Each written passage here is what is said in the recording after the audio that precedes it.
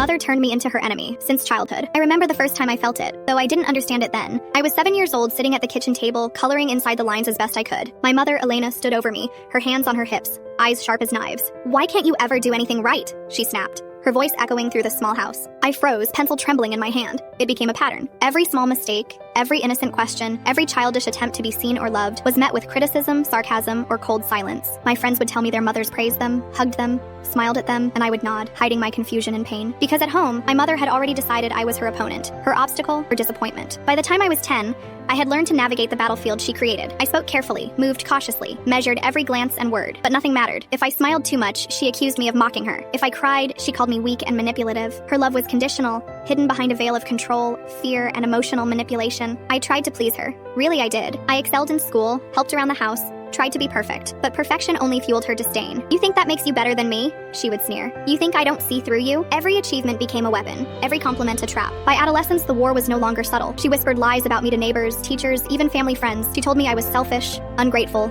a liar. She pitted cousins, aunts, and even my own siblings against me. I was isolated, alone, constantly defending myself against the woman who was supposed to protect me. I remember one night, 15 years old, standing outside in the rain, shaking, wondering if she even wanted me to exist. I had just come home from a school award ceremony, something that should have been celebrated, but she had waited for me in the driveway, arms crossed, ready with a cruel smile. "Did you enjoy making everyone else look bad?" she hissed. I couldn't speak. I had nothing left to say. Every day I carried the weight of her enmity, learning to survive her scorn, her jealousy, her constant attempts to break me. I loved her, yes, in the way a child clings to the only parent they have, but that love was painful, dangerous, and demanding. It required me to fight while remaining invisible, to bend without breaking while she built walls between us higher than I could climb. Now as an adult, I still feel the scars. The mistrust, the fear of intimacy, the instinct to brace for attack, it all comes from her. I am learning to separate her poison from myself, to recognize that the child she tried to destroy can grow into someone strong. But every time I remember those years, I feel the sting of her deliberate cruelty, the reality that the person who should have nurtured me chose instead to make me her enemy. And yet, despite everything, I survive. And that survival against her deliberate designs is my quiet, unspoken victory.